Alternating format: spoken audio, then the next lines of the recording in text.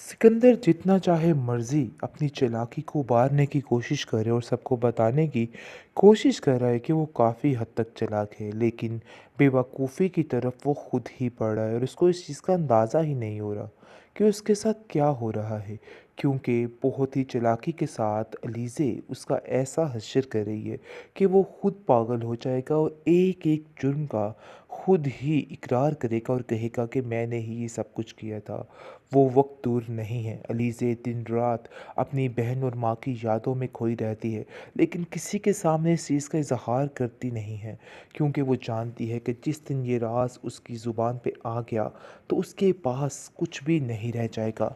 क्योंकि वो सिकंदर को सबक सिखाना चाहती है, जिसकी वजह से उसका जीना महाल करने के लिए हर वक्त तैयार बैठी है। लेकिन इस बात की समझ शायद सिकंदर को नहीं आ रही। उसने बड़ी चालाकी के साथ सब बहन भाइयों को आपस में अलहदा कर दिया, यानी कि सिकंदर को अपने माँ बाप से दूर कर दिया, और ये चीज़ की समझ तक उसको नहीं आई। दूसरी तरफ आप देखेंगे कि हमज़ा इस कदर हैरान और परेशान है कि आखिर कितनी बड़ी हमाकत कर दी सिकंदर ने। वो इन सब चीज़ों को नहीं संभाल पाएगा और सारा पैसा सब कुछ उजाड़ के रख देगा। वो सिकंदर को समझाने की कोशिश करता है, लेकिन वो जैसे पहले की तरह ओवर क्लेवर बनता है, वही चीज़ समझता है और कहता है कि नहीं, मैं कुछ गलत नहीं कर सकता, मैं जो करूँगा बिल्कुल ठीक ही करूँगा, तो इसलिए किसी को भी मेरे मामले में बोलने की ज़रूरत नहीं है। लेकिन जी आप देखेंगे कि लीज़े कहती है कि शायद तुम्हें इस चीज़ की समझ नहीं आ रही कि यो जो कुछ भी हो रहा है ना, सब कुछ मैं ही तुम्हारे हाथ से करवा रही हूँ, लेकिन तुम्हें बिल्कुल पता नहीं चल रहा। हमज़ा कहता है कि देखो लीज़े, तुम कितनी अच्छी हो, पूरे घर का किस तरीके से तुमने ख्याल रखा। मुझे तो अंदाज़ा ही नहीं था कि तुम इन सब चीज़ों के पीछे क्या कुछ कर सकती हो।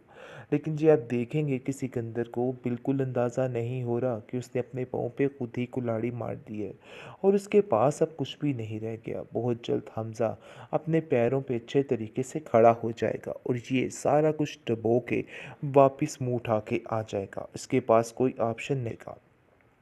लेकिन फ़िलहाल इन बातों की समझ नहीं आ रही।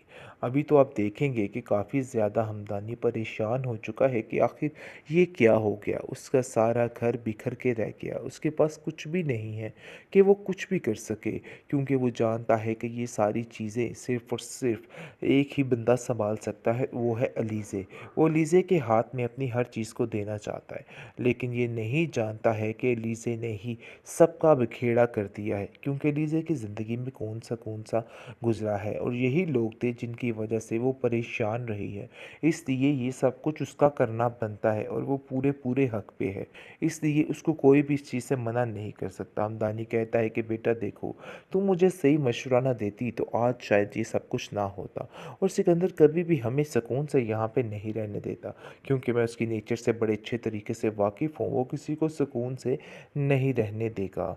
लेकिन जी बहुत ज़्यादा पोलें खुलने लग गई हैं और ऋषा को भी इस चीज़ की समझ आ गई है कि उसके साथ आखिर क्या-क्या हो रहा है, और जो कुछ वो अपने आप को समझने की कोशिश कर रही थी ना, वो सब मरिया मेट और खाक है। इसके अलावा कुछ नहीं है, क्योंकि उसको तो अंदाज़ा ही नहीं था कि वो क्या-क्या कोशिशें कर रही है और क्या बनने की कोशिश कर रही है। एक पल में अलीज़े ने इसका गुरूर खाक में मिला दिया और इसको बता दिया कि आखिर इसकी असल औकात क्या है। और वो अनुशे के डर से अब हर तरफ ऐसा खौफ पैदा कर रही है कि कुछ समझ नहीं आ पा रही कि आखिर ये सारा मामला क्या है। वो सिर्फ़ और सिर्फ़ इसलिए ये सब कुछ कर रही है ताकि सिकंदर अपने मुँह से इस चीज़ का इज़हार कर दे कि आखिर क्या मामला तय पाया था और उसकी बेगुनाही साबित हो जाए। सिकंदर जितना चाहे मर्जी अपनी चालाकी को उभारने की कोशिश करे और सबको बताने की कोशिश कर रहा है कि वो काफ़ी हद तक चालाक है, लेकिन बेवकूफ़ी की तरफ वो खुद ही बढ़ रहा है और उसको इस चीज़ का अंदाज़ा ही नहीं हो रहा कि उसके साथ क्या हो रहा है। क्योंकि बहुत ही चालाकी के साथ अलीज़े उसका ऐसा हश्र कर रही है कि वो खुद पागल हो जाएगा और एक एक जुर्म का खुद ही इकरार करेगा और कहेगा कि मैंने ही ये सब कुछ किया था।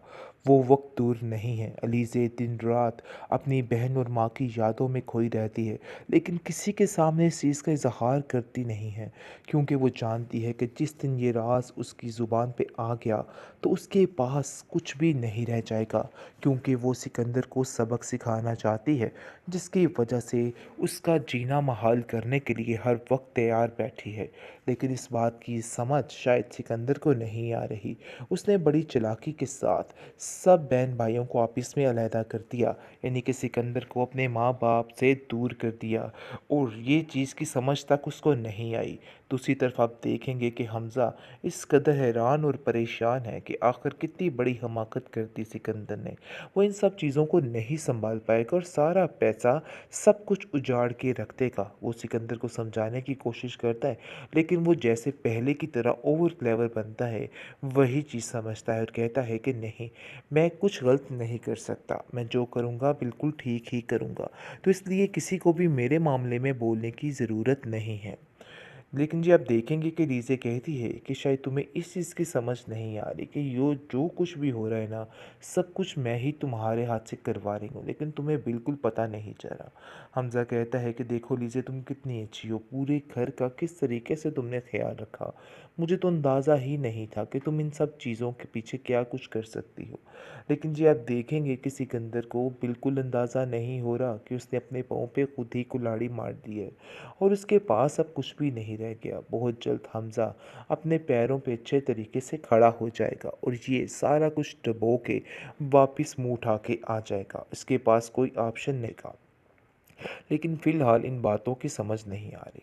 अभी तो आप देखेंगे कि काफ़ी ज़्यादा हमदानी परेशान हो चुका है कि आखिर ये क्या हो गया। उसका सारा घर बिखर के रह गया। उसके पास कुछ भी नहीं है कि वो कुछ भी कर सके, क्योंकि वो जानता है कि ये सारी चीज़ें सिर्फ़ और सिर्फ़ एक ही बंदा सँभाल सकता है, वो है अलीज़े।